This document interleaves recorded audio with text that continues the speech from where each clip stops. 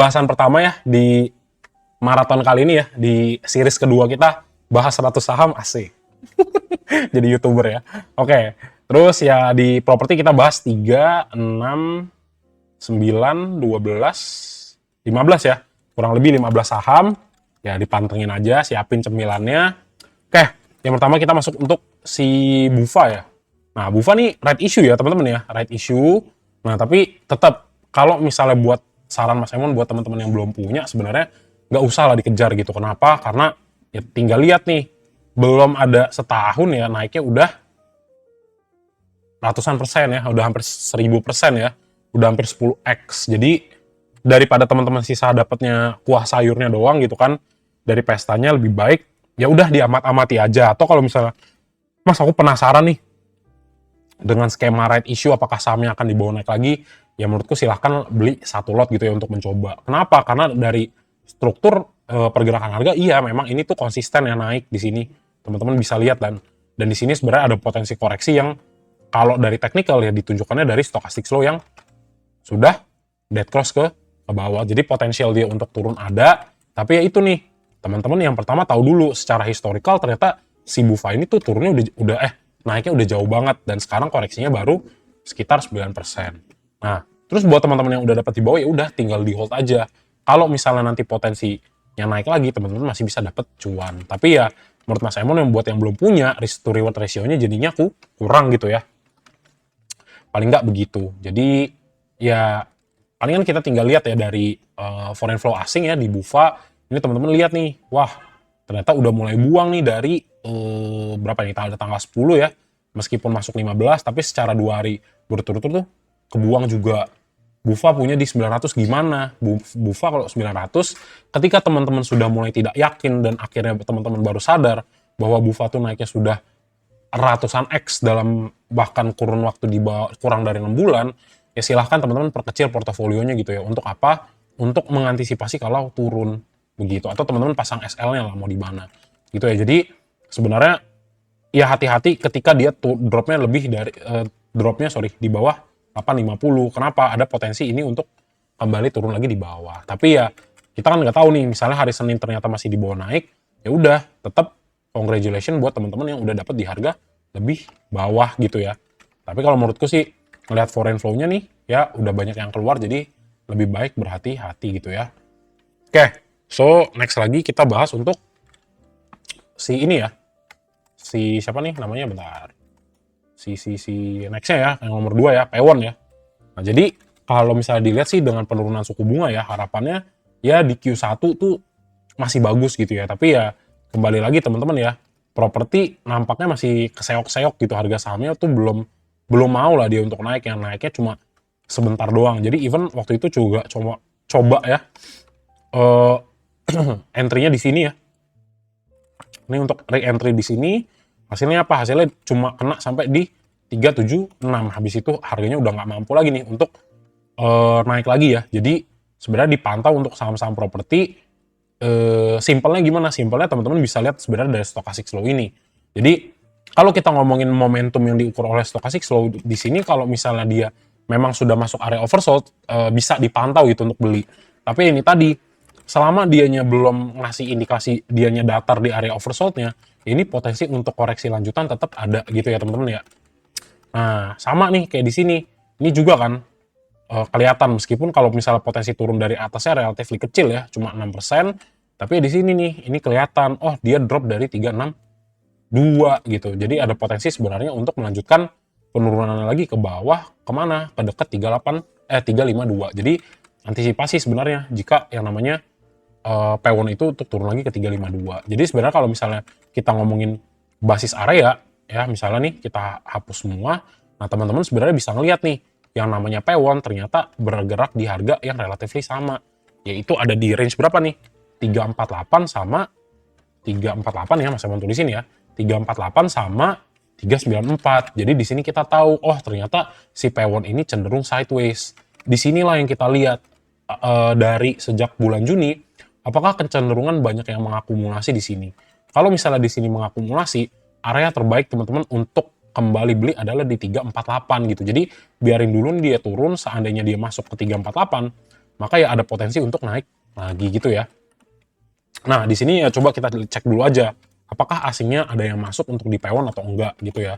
Jadi, kalau misalnya menarik di asingnya yang posisinya akumulasi, ya berarti bisa nih teman-teman untuk masuk secara bertahap gitu ya, bukan langsung semua dihajar, tapi bagi alokasi modalnya untuk beberapa kali masuk. Supaya apa? Supaya ketika seandainya harga P1 itu bergerak bahkan di bawah 348, ketika teman-teman lakukan yang namanya stop loss ini, ibaratnya kalau misalnya stop lossnya 5% ya, misalnya 5% nih, ini totalnya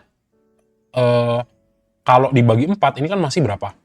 5 bagi 4 ya, 1,25% kan dari total alokasi yang teman-teman mau masukkan di P1 gitu. Jadi sebenarnya kalau misalnya dilihat memang P1 itu bergeraknya di range 348 sampai 394, area terbaik untuk beli ya di mana nih? Di 348. Seandainya nanti ya contohnya kita melihat yang namanya stochastic slow-nya golden cross ke atas ya skenario-nya, dan di sini kita ngelihat ada yang namanya akumulasi dari asing kembali. Nah, jadi kalau misalnya kita lihat di sini ya, nah memang paling banyak akumulasi itu terjadi di bulan 9. Tapi kalau misalnya dilirik lagi ya, di sini mulai ada buangan ya. Terakhir yang gede-gede tanggal 22, terus mungkin ya masih mix sih sebenarnya, masih mix di sini kalau teman-teman lihat gitu kan. Terus kalau misalnya dari apa namanya?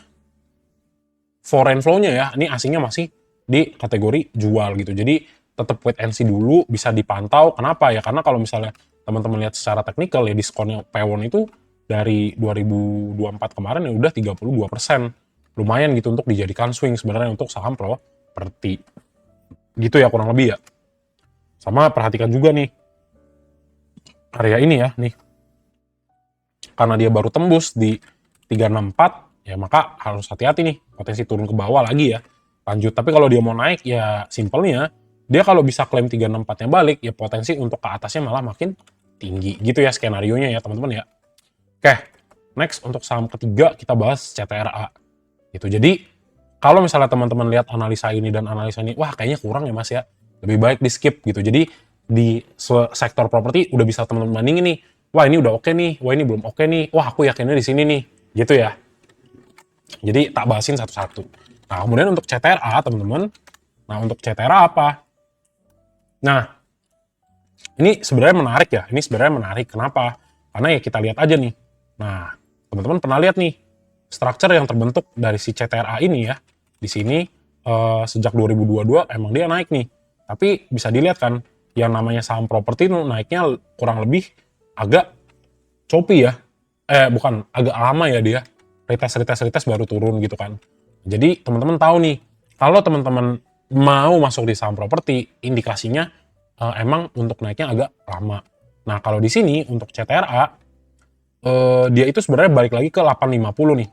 Ke 850 dan kembali direspon gitu ya. Wah, ibaratnya ketika harganya ditarik ke bawah ya ke 850, demand-nya start masuk lagi nih. Wah, kita beli yuk CTRA nih di 850. Akhirnya harganya ke pump lagi naik.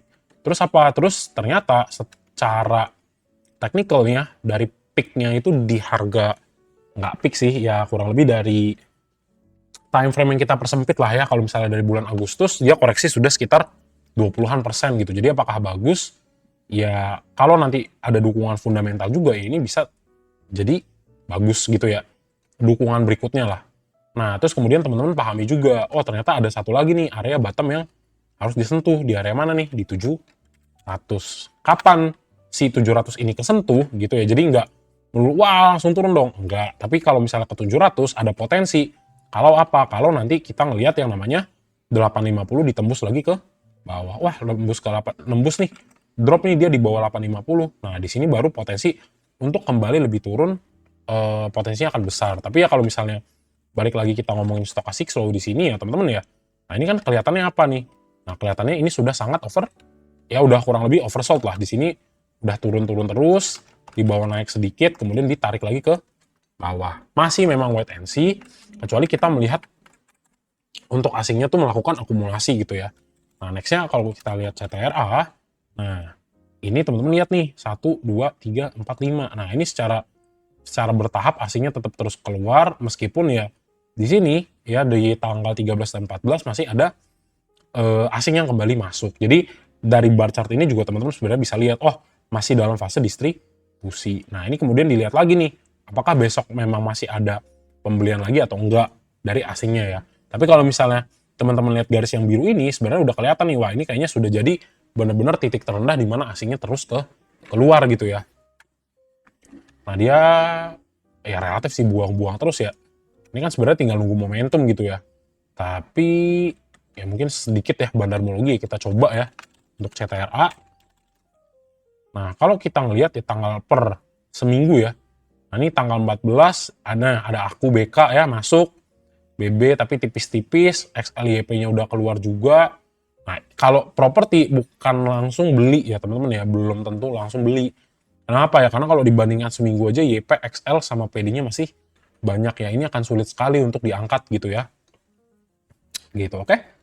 Nah, terus apa? Ya udah, masih wait and see. Tapi kalau misalnya ditanya, Mas, apakah 850 ini adalah entry yang bagus? Ini entry yang bagus, tapi tetap entry yang bagus pun sometimes ini suka terjadi yang namanya invalidasi atau harapan kita untuk naik itu sering tidak terjadi atau tidak direspon oleh market.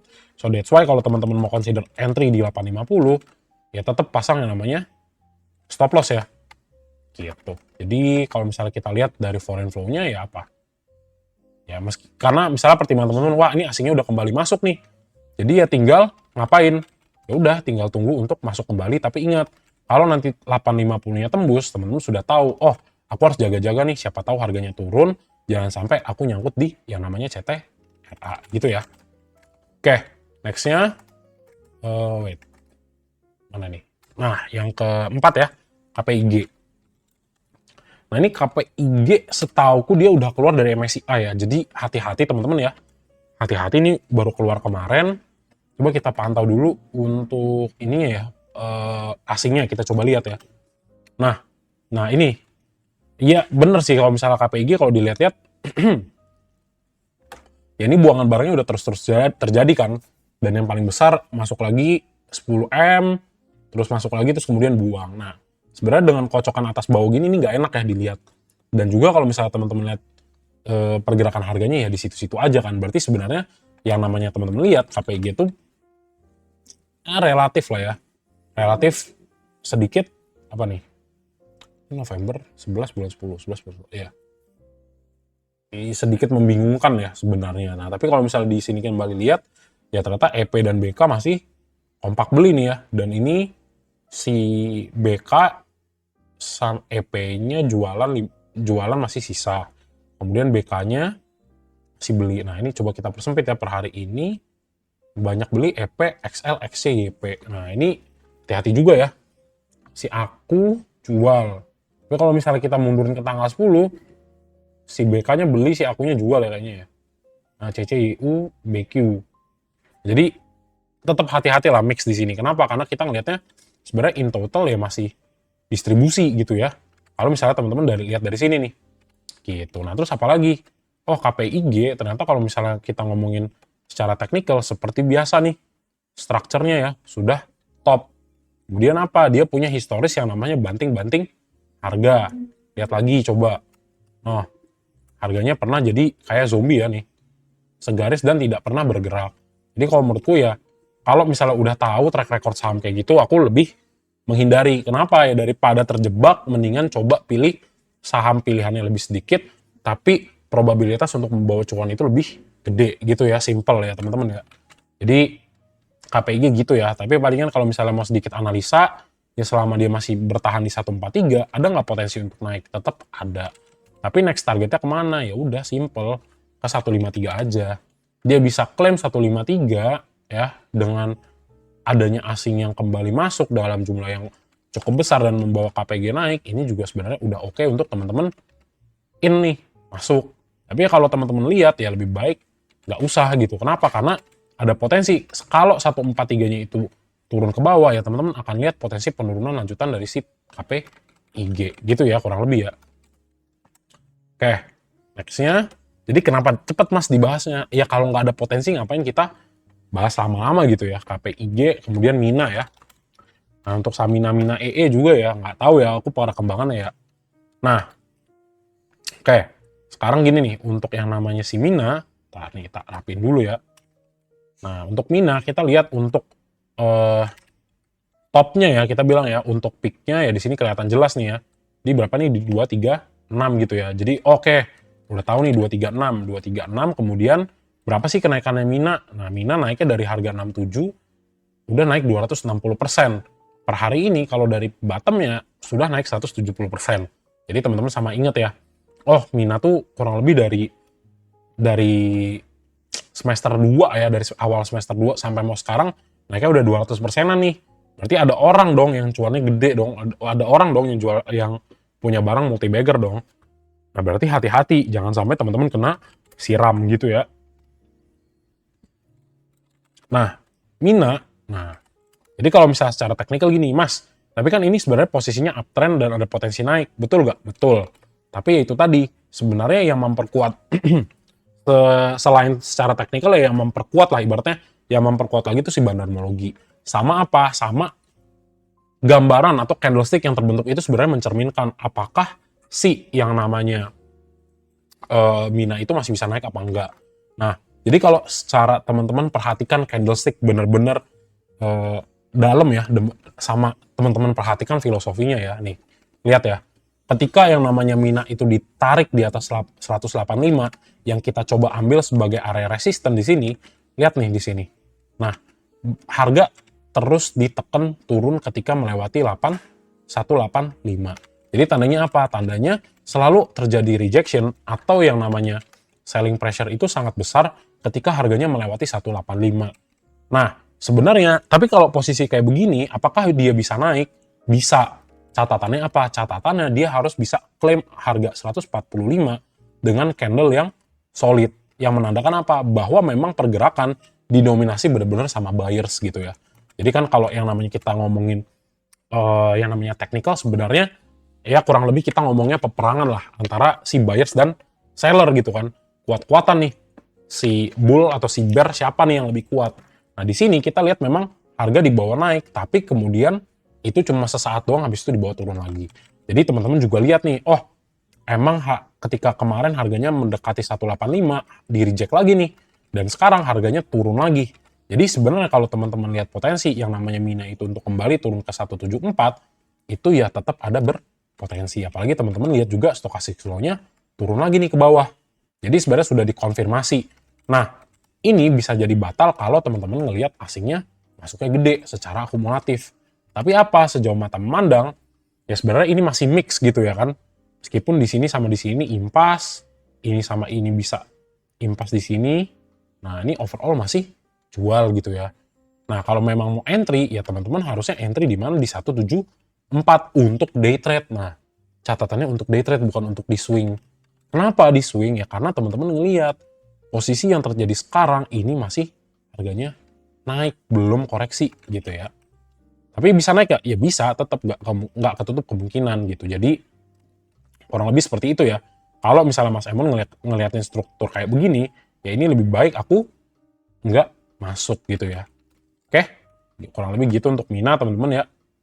Terus nextnya untuk DI LD ya. Nah, untuk DI LD ya ini semi nggak friendly ya teman-teman ya. Kenapa? Nah, teman-teman tinggal lihat nih pergerakan harganya nih, wah rawan banget. Bawa naik banting, bawa naik dikit banting. Tapi overall harga sahamnya makin lama makin turun gitu ya. Nah, jadi inilah gunanya sebenarnya kalau teman-teman lihat technical, itu lihat technicalnya lebih jauh supaya tahu gambaran harga sahamnya atau karakter sahamnya seperti apa sih gitu ya. Nah, ini pasti aku dulu pernah gambar nih di 1 Oktober nih ya. Ini udah lama nggak dibahas dan teman-teman lihat sendiri. Harga sahamnya di bawah di situ-situ aja gitu ya. Nah, terus kemudian spot juga nih, wah ada gap nih di sini, gitu ya. Jadi apa ya? Jadi sebenarnya ada potensi nih untuk yang namanya teman-teman ngelihat bahwa ada potensi kalau DILD turun besok koreksi ya, meskipun cuma 0,73, tapi ini ada potensi nih untuk nutup gap di sini. Jadi tetap berpotensi untuk koreksi lanjutan sekitar 3,7% untuk menutup gapnya yang terbentuk gitu ya. Jadi, nah nih. Di sini ya, pas banget ya. 1, 3, 1. Gitu. Jadi, still wait and see dulu ya di sini ya. Kemudian tinggal dilihat aja nih, asingnya apakah ada yang masuk. Kalau misalnya asingnya secara bertahap masuk, ya mungkin menarik ya teman-teman ya. Gitu, mungkin menarik. Tapi kalau nggak menarik ya buat apa nih? Kita tahan-tahan ya, kita coba-coba masuk gitu ya. Nah, di sini kan sebenarnya kalau kita ngomongin struktur yang terbentuk, ini kan harusnya dia kembali naik lagi. Tapi ya ini tadi, ini foreign yang nggak mendukung, ya kan, jumlahnya kecil-kecil, ya teman-teman lihat, ada potensi dia untuk kembali retrace ya, atau koreksi kembali ke 131, kurang lebihnya begitu ya teman-teman ya. Gitu. Itulah sebenarnya salah satu kekurangan properti gitu ya teman-teman ya. Antara dia ngeluarin right issue baru naik atau enggak, ya udah dia akan diem aja sepanjang masa begitu ya. Oke. Itu tadi untuk DILD. Jadi kalau misalnya nggak dibahas, kenapa? Karena nggak sulit gitu dikonfirmasi kalau asingnya nggak masuk gitu. Kenapa sih mas asing ya? Balik lagi ya. Karena asing tuh biasanya masuk udah sedikit lebih, inilah sudah perhitungan lah mereka. Masa mau masuk di market orang juga fundamental nggak dibahas gitu kurang lebih ya. Oke, next kita bahas untuk ini ya. Mana nih? Aku bahas apa nih? DILD. Kemudian PANI ya, PANI. Nah ini kan kalau PANI sebenarnya enak. Kenapa? Karena ya asingnya juga ada yang masuk, ya kan. Kemudian ya teman-teman bisa langsung gitu kunjungi kan. Kalau misalnya di pick 2 tuh, entah apa lah itu selalu ada hal yang baru ya. Nggak kesono 3 bulan aja ya. Nggak tahu tiba-tiba ternyata ada hal baru aja yang ditemuin di situ ya. Begitu. Nah, ini untuk pick ya teman-teman ya, untuk PANI. Kalau kita ngomongin structure, sebenarnya kalau misalnya Mas Emon hapus semua nih, nah, gini ya. Nah, nih. Kalau misalnya kita jadikan line chart, sebenarnya untuk strukturnya, nah, ini masih ke dalam kategori uptrend. Tapi ya di sini dia lagi mengalami pelemahan yang namanya pergerakan harga nih di sini nih ya. Kalau misalnya kita rapiin sedikit ya. Nah, tapi apa? Tapi kalau misalnya kita ngomongin technical, nah di sini sebenarnya higher low-nya sudah terbentuk, tinggal menunggu secara nggak langsung dia itu untuk naik. Ya tapi itu kalau kita ngomongin structure ya, yang jangka sedikit panjang gitu ya. Wah, ini masih uptrend nih, sebenarnya potensi untuk naik masih ada. Ya kalaupun dia koreksi, kita golongkan dia koreksi yang relatif sehat gitu ya. Nah kalau kita perpanjang time frame-nya, persempit ya time frame-nya sekarang, nah teman-teman bisa ngeliat apa? Oh, ternyata PANI ini belum mampu nih untuk ke 15.000 lagi. Kenapa? Ternyata selling pressure-nya ketika dia dibawa lagi ke harga 15.000, tekanan jualnya masih tinggi. Jadi harga itu nggak bisa dibawa naik lebih tinggi gitu ya. Jadi dibawa naik, kemudian di-press lagi untuk dia closing lagi di bawah 14.75. Jadi ini kan sebenarnya udah kita gambar sebelumnya ya, bahwa sebenarnya kalau based on structure yang terbentuk di beberapa hari, 2 kali retest yang namanya area resistance di 14.75, ternyata nih gagal nih, dibawa naik, ternyata close-nya di bawah. Potensi naik ada nggak? Tetap ada. Tapi yang namanya pergerakan candle seperti ini berarti menandakan bahwa orang tuh kalau udah harganya dibawa naik lebih mau jual dibandingkan mengkoleksi gitu ya. Nah sama nih. Jadi tetap dipertimbangkan antisipasi ya untuk penurunan harga. Lanjutan si PANI kemana? Ke 14.325. Kenapa? Kenapa begitu? Karena ya di sini nggak berhasil ditembus gitu ya. Jadi antisipasi untuk koreksi PANI ke 14.305 gitu ya. Meskipun ya kalau misalnya teman-teman lihat, tapi strukturnya kan lama-lama makin tinggi. Jadi sebenarnya sehat juga kalau dibawa ke 14.35 sebelum dia lanjut rally naik gitu ya. Terus apa nih? Terus kita tinggal lihat banner moliknya gimana nih. Buang nggak? Oh ternyata. Nah ini yang cakep nih. Jadi apa? Jadi kita ngelihat harga sahamnya itu memang dipukul ke bawah, tapi asingnya gede masuk. Jadi apa ya udah buat teman-teman yang punya PANI ya lebih baik di hold. Kenapa? Karena jelas nih, oh asingnya berpartisipasi, berarti asing melihat sesuatu nih, ibaratnya gitu kan. Kenapa Mas Emon lebih sukanya asing? Ya karena kalau misalnya bandarnya lokal, sukanya guyur-guyur retail unyu-unyu kayak kita gitu. So that's why aku lebih suka ketika asing punya keterlibatan gitu ya di sini. Gitu ya teman-teman ya. Jadi sebenarnya udah bisa dijadikan watchlist kembali nih untuk yang namanya si PANI gitu ya. Karena apa ya? Karena bagus nih. Wah asingnya masuk lagi. Wah asingnya ternyata masuknya 2 kali nih. 14.570. Ibaratnya masuknya gede, buangannya relatif kecil, akumulasi pelan-pelan, terus tiba-tiba dipukul lagi ya naik ya. Cetek. Habis itu dibawa turun. Nah ini bagus gak? Bagus. Nah biasanya kalau udah kayak gini, kita bisa biasanya ngelihat yang namanya retail buang barang. Apakah itu terjadi? Ternyata, oh enggak, iya ada nih, YP sama XC jualan. Terus ini per minggunya ya, per minggu kemarin ya. Nah, terus apa? Wah, LG sama CP, dua akang-akang guyur ini udah pada buang barang. Nah, kemudian kalau teman-teman lihat lagi, yang beli siapa di tanggal 14? Oh, si BK, siapa lagi? Si KJ sama si CC. Tapi CC ada dagang, ya, yang beli banyak, berarti BK kalau based on volume, kemudian OD, ZP sama KJ ya, karena KJ nggak jualan. Terus yang dagang siapa? Oh, LG, CP, XL, XC. Retailnya udah mulai buang sama bandar-bandar lokalnya udah buang gitu ya. Jadi, oh ini ada potensi nih untuk yang namanya Pani untuk tetap naik. Palingan gitu ya teman-teman ya. Jadi yang punya Pani, ya silakan teman-teman hold kembali gitu ya. Tapi ya memang, Mas, apakah bisa potensi dibawa turun? Ya ini bisa. Kenapa ya? Balik lagi momentumnya sudah mengarah turun. Tapi ya sebenarnya yang namanya stochastic slow juga nggak 100% ya untuk membaca situasi. Di sini pun bisa jadi dia tiba-tiba naik. Kenapa? Karena kita lihat ada bukti konkret nih. Oh, ternyata asingnya masuk 2 kali. Bahkan, iyalah berapa kali lipat lebih gede daripada beberapa hari sebelumnya. Atau lebih gede lah, bahkan dari seminggu sebelumnya gitu. Jadi, make sense kalau misalnya kita ngeliat dia naik gitu ya. So, that's why makanya Mas Emon lebih suka ngomongin technical itu based on market structure dibandingkan fully kita baca secara indikator gitu ya. Itu alasannya. Oke, next itu untuk Pani, menarik sekali ya teman-teman ya. Next kita bahas CBDK. Nah, untuk CBDK juga sebenarnya gini cara ngelihatnya ya. Oke, coba kita lepaskan dulu semuanya.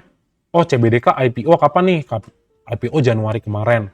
Dari pucuknya itu 11.000 ya, 11.000. Wah, sekarang ternyata udah koreksi 45%. Dah. Jadi saham bagus nih. Central Business District-nya Pani, teman-teman bisa datengin ya, entah itu daerah ASG Tower-nya atau apanya, coba lihat apakah di situ bisnisnya jalan, apakah di situ rame. Nah, terus teman-teman lihat, wah, faktanya adalah kita melihat saham yang pucuknya ada di 10 ribuan, sekarang harganya di 6 ribu. Berarti kita dapat diskon 60% nih. Wah, bagus nggak? Bagus dong.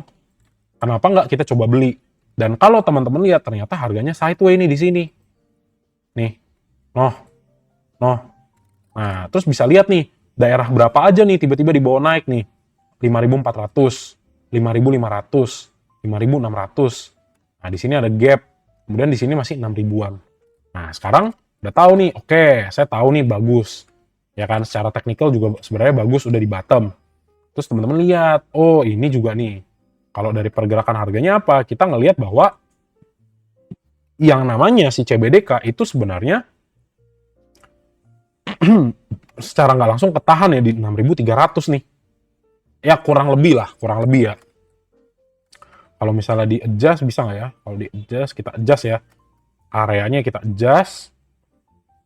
Nah, di sini ya yang cakep ya, coba kita matiin dulu biar kita bisa ngeliat. Nah, ini cakep ya, 6.300 nih cakep banget nih. Ini 2 kali ya. Tapi kalau misalnya area di sini lah ya kurang lebih ya. Nah, ini cakep banget ya, teman-teman ya. Nah, jadi kita udah tahu nih, waduh, ngilang deh dia. Ini bentar aku bikin line chart ya, aku bikin jadi line dulu. Nah, jadi kita udah ngeliat nih, wah ini cakep banget nih, ternyata nih rejection juga. Mirip gak dengan si Paninya? Ini mirip kan, sebenarnya kalau kita ngomongin secara candlestick gitu ya. Wah mirip nih, tapi kalau misalnya dari struktur juga bagus banget. Bottomnya udah ke spot di 5.850, harganya naik, ketahan, mau breakout, terus habis itu ditekan lagi gitu kan. Nah, terus ya berarti sebenarnya kalau misalnya yang namanya CBDK itu turun dan dikoreksi lagi ke 6.100, apakah wajar ya? Ini tetap wajar mengingat sebenarnya tekanan jualnya tinggi nih di atas. Nah, di sini nanti tinggal kita lihat ya, apakah banyak asing yang masuk atau enggak. Tapi ya based on structure yang terbentuk di sini, teman-teman ya, kalau misalnya ini nanti dia benar-benar breakout di sini, ya ini kita bisa ngelihat. Kenapa? Karena ya secara struktur dia udah creating yang namanya higher lows juga nih di sini. Ini lows, kemudian dia bentuk higher lows lagi. Ya ada potensi dong untuk dia break di atas 6.300 gitu ya. Kalau based on structure dari technical gitu. Jadi ya sebenarnya sebelum masuk fundamental ya ngelihat dari technical juga sebenarnya cukup gitu ya. Nah di sini kita ngelihat nih, oke sebenarnya di sini bottoming ya, asing jualan itu di tanggal berapa nih kurang lebih nih ya. Ya, nggak tahu nih, nggak bisa di set ya. Ini tanggal 8, 9, 10, 25, 11 ya, ini kurang lebih masih di bulan November ini ya. Bottom buangannya ya. Nah, jadi, nah ini yang menarik adalah buangan paling masif itu terjadi di bulan 10 tanggal 15 sampai pada puncaknya ya. Nah, ini kurang lebih di sini lah nih. Nih ya, di tanggal 6 kemarin. Nah, tapi secara perlahan kita ngelihat nih, ya udah mulai ada yang namanya akumulasi asingnya mulai pelan-pelan masuk. Nah, terus teman-teman lihat garis di sini ya, garis birunya, apa yang teman-teman lihat? Wah, udah mulai naik nih dari maksimum dia jualan nih di sini ya. Di sini udah mulai harganya naik gitu ya. Jadi bukan foreign-nya masuk udah mulai pulih lah gitu. Kalau misalnya ini sebagai contoh ya, misalnya pakai BBCA ya. Nah, ini kan di sini waktu dia naik ke atas nih harga rally kan. Nah, ini juga sama ya untuk si CBDK. Sebenarnya kita spot harganya tuh udah mulai membaik lah, udah memulih lah. Asingnya udah mulai kembali masuk gitu ya. Nah, sekarang palingan yang jadi pemberat kita dari analisa sebenarnya apa? Sebenarnya si stochastic slow-nya. Kenapa? Karena stochastic slow-nya melebar. Jadi dia ngasih tahu nih, oh ini udah jenuh jual, udah jenuh beli nih.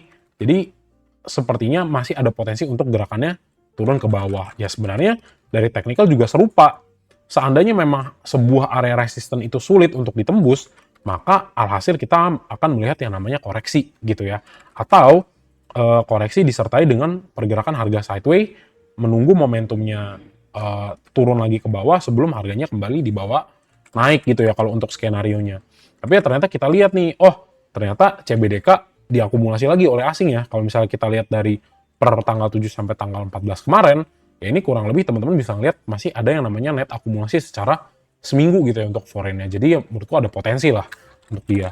Kemudian untuk CBDK, ya ini tadi ya, tanggal 11 kembali masih ada retail ya kayak XL, AZ, Aku, YP, yang jualan siapa, jadi YU, KK, PD. Coba kita lihat nih, bener-bener tanggal 14-nya ya. Oh sorry, per tanggal 10 ya. Nah di sini juga sama ya, retailnya masih ada. Nah tapi teman-teman udah tahu nih, ya masih ada lah dia potensi untuk naik lagi. Tinggal yang nunggu aja nih, bener-bener sepi sampai nggak pernah diomongin orang lagi gitu ya. Kurang lebih begitu. Oke, itu untuk CBDK. Nextnya kita bahas untuk BKSL. Nah,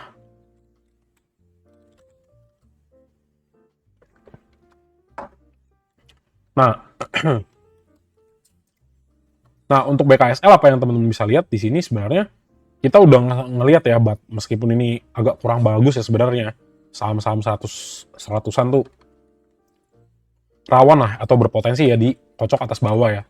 Nah teman-teman lihat BKSL 115 sama 100 ya, di daerah 115 lah ya bottomnya. Kemudian dia koreksi dari harga berapa? Dia koreksi dari harga 170.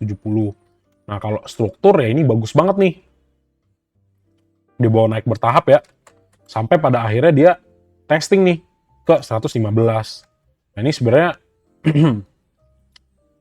harus wanti-wanti juga ya, apakah ini ngebentuk yang namanya head and shoulders formation di sini. Nah kalau ini beneran head and shoulders formation, ya sebenarnya potensi untuk koreksinya jadi besar gitu ya. Karena apa? Karena ya secara teknikal dia nggak mampu lagi nih di sini untuk creating yang namanya another higher lows untuk dia naik lagi ke atas gitu. Tapi ya nggak bisa ngambil kesimpulan langsung kalau kita belum lihat nih. Kita coba perbesar dulu. Nah, jadi gini. Kita udah dikasih lihat sebenarnya. Harga 125 itu udah sulit ditembus. Kemudian bertahan di area 122 ini juga udah mulai kesulitan yang namanya BKSL. Jadi kalau misalnya teman-teman ngelihat si BKSL turun dulu ya ke 115, ada potensi nggak? Ya ini ada. Mengingat juga kalau kita ngomongin secara momentum, nah ini udah mau ketemu nih si dua garis stochastic slow-nya yang ada potensi untuk dia dead cross ke bawah gitu ya teman-teman ya. Jadi menunjukkan bahwa kayaknya nih udah capek nih dia beli nih, udah jenuh beli nih. Jadi sebenarnya ada potensi untuk kembali koreksi. Dan hati-hati, kenapa hati-hati? Karena semakin sulit dia untuk klaim area 129, maka kita bisa kategorikan ini adalah valid fase sebuah downtrend ke bawah gitu ya. Nah, jadi apa yang perlu dilakukan untuk BKSL supaya dia tidak jatuh gitu kan? Apa yang harus dia lakukan? Ya semisal dia tuh cuma perlu untuk close terus di atas 122 selama beberapa hari ke depan. Yang membuktikan bahwa secara momentum dan secara technical ya dia itu mampu untuk kembali creating namanya another higher lows. Supaya apa? Yang berarti bahwa 115 ini adalah bottom yang solid untuk memastikan pivoting ya daripada harga ketika dia turun dan balik lagi. Si 115 ini adalah area pivotnya. Tapi ya kalau misalnya ini gagal dan teman-teman melihat pergerakan harga turun lagi mendekati 115, maka ada potensi yang namanya BKSL untuk kembali jatuh. Ya tinggal kita lihat apakah BKSL ada yang akum untuk asingnya atau enggak. Kalau enggak, ya hati-hati. Di sini kita lihat ya, 3 hari berturut-turut, meskipun dibeli 500 jutaan, tapi kemudian lebih banyak dijual. Jadi seharusnya, ini BSBK, sorry. BKSL ya. Nah, menarik ya BKSL, sorry. Ini atas bawah lah dibuang ya. Dibuang, dibuang, dibeli lagi, kemudian dibuang lagi gitu. Jadi, mix ya teman-teman ya. Jadi, ya sebenarnya dipantau dulu ya. Kalau misalnya tidak yakin ya lebih baik nggak usah. Kalau nggak usah dibeli, kalau menurutku gitu sih ya. Ini soalnya kekhawatiranku dia nggak mampu klaim lagi 122-nya ya potensi untuk dibawa turun lebih jauh masih terlihat ya, meskipun sebenarnya area 115 ini adalah area support yang relatively kuat gitu ya untuk BKSL ya. Oke, next lagi untuk BKSL, terus kemudian SMRA ya. Nah untuk SMRA, nah ini juga sama. Jadi sebenarnya kebanyakan kita ngeliat saham-saham properti lagi tertekan nih. Meskipun sentimennya harusnya kan bagus tuh, penurunan suku bunga. Tapi ya mau gimana, berarti belum tercermin nih di harga sahamnya bahwa bagus gitu, atau asingnya belum melihat nih gitu ya. Nah, teman-teman ngeliat nih sekarang, wah apa nih mas gitu kan. Nah, inilah yang sebenarnya agak bosannya di saham properti gitu ya teman-teman ya. Kalau harganya naiknya lama ya kan, naiknya lama, turunnya juga lama. Nah, ini keulang nih di sini ya. Di SMRA nih di sini. Nah, kalau SMRA, nah bagusnya adalah teman-teman melihat harganya itu koreksi dari 730 sampai 390 sejak Oktober gitu. Jadi ya sebenarnya bagus gak? Ya bagus, kenapa? Karena dia udah koreksi gitu ya. Nah, berikutnya di sini cobanya, nah ini ya, gue tak hapus dulu yang bagian ini biar clear, ini juga biar clear. Nah, teman-teman ngelihat nih di sini harga udah nggak mampu kan dibawa turun. Nah, harga mampu dibawa turun di sini. Kalau misalnya tak coba ukur pakai ini, pakai Fibonacci retracement, nah ini bagus banget nih areanya ya. Jadi teman-teman ngelihat nih, wah kalau misalnya untuk area 390-nya ya, 390-nya di sini ketembus, maka teman-teman lihat ada potensi yang namanya untuk koreksi lanjutan dari si SMRA. Kenapa? Ya karena teman-teman tinggal lihat nih strukturnya. Biasa ya kalau yang namanya penurunan harga berarti kan dia dari yang turun, dia create lower high, koreksi lanjutan, create lower high, dan kemudian kembali turun. Simpelnya gitu ya. Nah sekarang di sini kita juga ngelihat hal yang sama. Oke, dia itu dibawa turun nih. Dibawa turun, creating high sedikit, kemudian dibanting lagi ke bawah ya. Posisinya jadi begini nih. Nah, gitu ya. Terus apa? Nah, ini yang di sini harus kita cermati. Kalau 390-nya ini nggak bisa ditahan di sini, maka ya teman-teman akan melihat potensi untuk yang namanya SMRA untuk kembali turun ke bawah gitu ya. Ntar ini tak hilangin dulu ya. Tapi ini bagus nggak areanya? Ah ini bagus lagi nih areanya ya. Iya bagus areanya. Ntar ya tak tutup dulu ya yang nggak penting ya. Bisa di 2 sama di 2,618. 2,618-nya di ya 2,618 ya. Ntar. Nah, ini nanti. Wait. Oh, wait. Oh. 2,6. Nah, ini ya. Oke, gini. Nah, kurang lebih gini ya. Jadi, itu tadi ya, kalau misalnya nggak mampu, ya apalagi teman-teman lihat yang namanya stochastic slow-nya itu turun lagi ke bawah, ya ini ada potensi untuk kembali turun nih. Nah, ini ya, kembali turun ke bawah gitu ya. Jadi, harus hati-hati nih di sini ya. Potensi untuk lanjutan turun ke bawahnya masih ada gitu ya. Nah, kurang lebih begitu. Tinggal kita lihat nih, asingnya dia masuk nggak di SMRA? Kalau ada bagus nggak? Bagus. Ternyata apa? Nah, lihat pergerakan harganya berapa nih? Berapa kali ya dalam kurang lebih sejauh mata memandang ya dari tanggal 3 kemarin ya. Nah, terus apa nih? Wah, 0 ya, pergerakan harganya 0,5, 0, 0, 0, 0, berarti harganya nggak gerak. Terus teman-teman lihat, wah asingnya masih buang lagi dan buangnya gede. Ya, ini berarti kita bisa ngelihat SMRA itu untuk kembali turun ke bawah. Jadi harapan Mas Emon ya SMRA bagus nggak Sumarekon? Bagus. Bagus ya. Tapi apa ya, kalau misalnya harganya turun, ya teman-teman tunggu dulu, jangan langsung masuk. Ini sama juga sebenarnya, sama kayak si SSIA ya, Mas Emon kembali lagi salah gitu ya. Wah ini kayaknya entry posisinya bagus nih. Ternyata nggak dibawa naik gitu ya. Itu sudah kejadian yang kedua kali ya setelah TPIA ya. Kejadian kedua kali. Jadi belajar dari situ ya kan. Apa yang kita lihat ya di sini nih. Potensi untuk turunnya besar. Foreign-nya juga turun. Di sini juga sudah terlihat yang namanya SMRA itu nggak mampu lagi untuk lanjut turun ke bawah. Jadi hati-hati ya teman-teman ya. Stay safe. Oke. Next kita akan bahas ke BSDE ya. Nah, yang menarik nih BSDE nih kayaknya ya 000 tapi asingnya mulai beli lebih banyak. Waduh, dikasih kereta. Thank you, Kak. Mau dibawa kemana nih naik kereta ya? Oke, lanjut. Jadi, yang menarik di BSDE itu sebenarnya gitu. Tapi ya, yang lucu adalah 0000 ini tetap terbentuk gitu ya. Jadi harganya sebenarnya nggak kemana-mana gitu. Kalau misalnya kita lihat si BSDE gitu ya. Nah, jadi begitu ya. Nah, terus apa? Nah, teman-teman lihat nih. BSDE sekarang ngapain? Sekarang masih koreksi gitu ya. Sini masih koreksi nih, masih turun ke bawah. Jadi apa? Jadi harus menunggu gitu ya. Menunggu apa? Untuk turun lebih dalam lagi. Sama perhatikan nih. Sebenarnya kalau dibuat jadi garis, nah ini jelas banget strukturnya. Ingat ya tadi ya, downtrend strukturnya apa? Ups. Ini tak bikin jadi lancar dulu ya. Nah, ini ya, dia waktu turun, ini dia turun, dibawa naik dikit, kemudian lanjut turun lagi. Nah, kemudian di sini sideways ya. Nah, tapi tahu nih, secara struktur yang terbentuk di sini, itu harganya masih kompak turun. Jadi ditunggu dulu gitu ya. Nah, tapi kalau misalnya lihat, wah diskonnya udah lumayan nih, udah 21%. Tapi ya itu tadi, selama dia belum kuat, ya di wait and see dulu. Sama ya teman-teman lihat juga nih, wah ternyata masih crossing down ke bawah nih. Dan ini jauh ya, jaraknya nih jauh banget nih di sini. Jadi ya teman-teman lihat, kalau masih koreksi, ya berarti masih ada potensi. Tapi ya teman-teman ngeliat juga nih di sini ya, wah ternyata udah mulai sideways nih di area 950. Nah, jadi bagusnya gimana? Kalau 950 dia masih sideways, sebenarnya teman-teman bisa coba ambil barang lagi.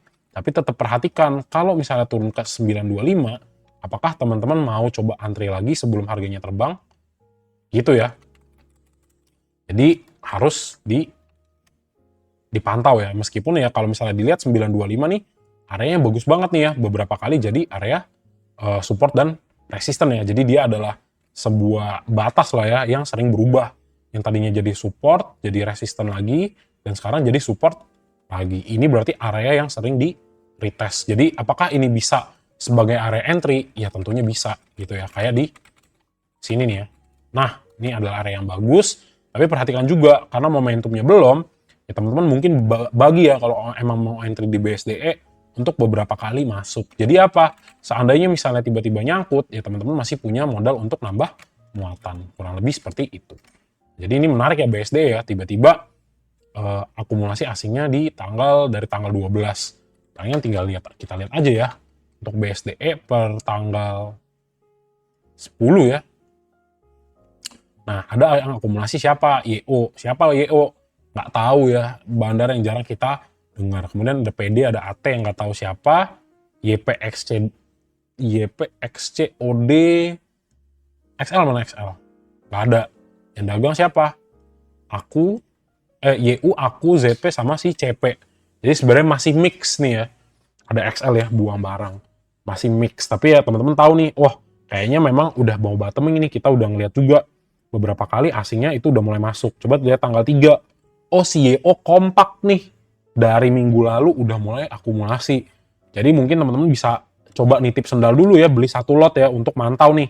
Coba beli satu lot untuk mantau. Baru nanti kalau misalnya areanya teman-teman sudah yakin bisa masuk, mungkin dibagi jadi 4 kali atau 6 kali entry atau 5 kali entry. Supaya apa? Supaya ketika nanti analisa kita ternyata invalid ya, harganya di bawah turun di bawah 125, either teman-teman average down atau teman-teman lepas dulu posisinya dan beli mungkin di area yang lebih baik. Contohnya di mana? Contohnya di sini ya. Seandainya memang beneran koreksi ya teman-teman tinggal lihat fair value gap-nya di mana. Mungkin di sini. Mungkin kurang lebih gitu ya. Gitu. Jadi kurang lebih si BSD ini begini ya, tapi dari ancang-ancangnya sih Mas Emon ngeliatnya udah cukup baik gitu ya. Oke, next kita bahas untuk yang namanya ASRI ya. Nah, untuk ASRI, nah ini juga hati-hati gitu. Kenapa? Karena ya momentumnya reject lagi 167. Yang seharusnya si 167 ini direspon untuk naik, ya, tapi ternyata belum nih. Belum bisa naik. Jadi teman-teman akan lihat potensi kecenderungan untuk penurunan dari ASRI. Di sini aja udah jelas nih kelihatan ya. Kenapa? Karena untuk area pentingnya seperti di Fibo 61,8-nya nggak berhasil diklaim lagi. Berarti sebenarnya potensi untuk dia lanjut turun ini makin besar. Jadi hati ya, balik lagi perlu teman-teman harus antisipasi penurunan harganya. Gitu ya. Terus apa? Terus yang teman-teman perlu lihat adalah di si ASRI ini, ya dari tanggal 3 si AT tiba-tiba belinya kenceng ya. Siapa yang beli kenceng ya? Tinggal kita lihat. AT CC-nya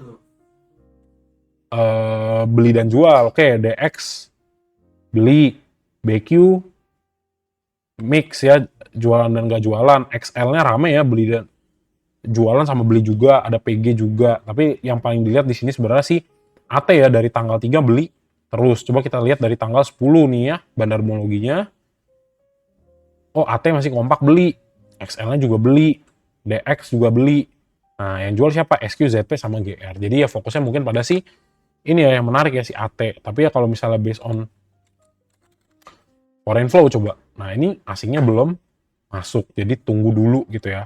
Kalau Mas Emon sebenarnya lebih enak nunggunya asing gitu ya. Ya mau dapat 15-20% juga itu kan sebenarnya udah lumayan gitu ya. Jadi ASRI kurang lebih begitu ya teman-teman ya. Kalaupun dia mau naik, simpelnya adalah dia harus bertahan dulu nih beberapa kali di atas 161 sebelum dia kembali lagi naik. Kalau enggak ya ini akan sulit ya kita ngelihat yang namanya ASRI untuk naik. Malahan teman-teman akan melihat potensi untuk dia turun gitu ya. Oke. Nextnya apa? LN. Nah ini juga nggak semi-semi lemot ya sahamnya ya. Nah ini sebenarnya yang bikin malas di saham properti adalah apa? Ya dia kayak sahamnya Sido muncul ya. Stuck aja, diem aja gitu. Nggak dibawa naik dan turun. Nggak ada lah ibaratnya pergerakan harganya nggak bagus lah gitu ya. Jadi kalau misalnya teman-teman lihat nih harganya karena di bawah 100 ya, sulit sebenarnya.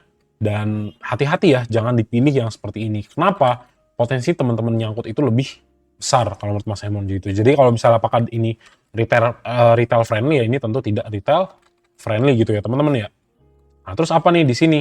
Ya hati-hati aja karena sahamnya lesu banget ya, kayak zombie ya, kayak nggak punya harapan untuk hidup. Ya di sini lihat kalau misalnya nanti di bawah 97, wah ini berarti dia potensi untuk turunnya jadi makin tinggi gitu ya. Nah terus lihat 95 tuh udah deket-deket ke 50 lah ya teman-teman ya. Jadi tetap hati-hati. Kenapa? Karena ya APLN kalau koreksi ya koreksi terus. Nah kalau dari sini ya misalnya kita lihat ya secara struktur di mana harga terbaik beli APLN ya, kalau teman-teman emang suka resikonya tinggi banget gitu ya dan jam terbang tradingnya udah gede ya lebih baik beli di harga berapa? Harga 80, karena udah berapa kali ini nggak pernah tembus ya 70, 79 sampai 80. Tapi ya kalau sekarang overall sih sebenarnya Mas Emon nggak rekomendasikan sih ya gitu. Jadi kalau Mas Emon ngeliatnya gitu ya teman-teman ya, kalau sahamnya udah nggak retail friendly, mau dia naik mau dia turun, aku sih sebenarnya agak-agak nggak peduli gitu. Kenapa? Karena ya daripada nanti masuk terus di bawahnya angkut ya mendingan dijadiin ke blacklist aja gitu kan. Nah terus kemudian Pewon ya, Pewon, PLN ya, sorry. Nah ini kan sepi nih asingnya ya, jadi kita skip gitu ya. Kenapa sepi nih mas? Gitu, susah ya gitu. Trin ya, PNX-nya Trin. Nah untuk Trin, nah ini sama ya, tidak retail friendly. Kenapa? Historikalnya teman-teman lihat, udah berapa kali nih di tahun 2022, mungkin banyak yang lupa. Kenapa? Harga ditarik naik ya 100%, kemudian harganya dibanting berapa lama, teman-teman di bawah nyangkut berapa? 637 hari ya, koreksinya sekitar 80%. Apakah teman-teman mau? Tentu Mas Emon bilang retail friendly karena ada alasannya seperti ini pergerakan harganya.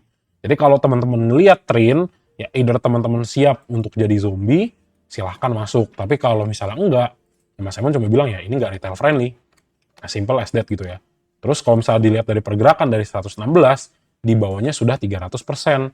Jadi kalau nanti teman-teman jadi di sini cuma dapat kuah sayurnya doang, ya ini tergantung teman-teman. Tapi Mas Emon sih nggak akan bahas lebih lanjut. Kenapa? Karena ya ini sahamnya sudah naik. Anggapannya apa? Belum rezeki. Buat teman-teman yang udah dapat barangnya, misalnya tinggal incer untuk 615. Tapi ini juga kembali disclaimer on, Mas Emon tidak merekomendasikan saham-saham yang terindikasi tidak retail friendly ya. Gitu, oke? Next. Nah, ini baru menarik nih, SSIA ya. Nah, jadi untuk SSIA apa yang bisa kita lihat nih, teman-teman? Sorry.